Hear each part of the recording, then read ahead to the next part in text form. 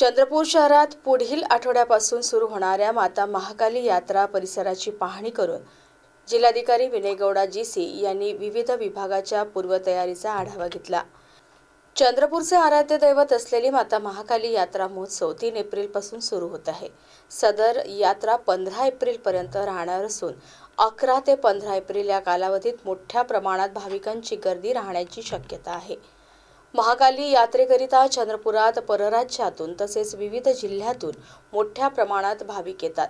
बाहेरून येणाऱ्या बसेसची व्यवस्था तसेच प्रशासनाने नियोजित केलेल्या जागेवरच पार्किंग व्यवस्था असली पाहिजे।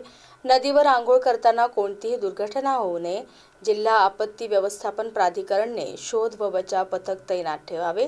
तसेच मंदिर परिसरातील भाविकांसाठी असलेला दर्शनाचा मार्ग, वाहनांची पार्किंग, नदीकाठावरील आंघोळीचे ठिकाण, परिसरात लागणाऱ्या दुकानांची जागांची जिल्हाधिकारी विनय गौडा जीसी यांनी पाहणी केली।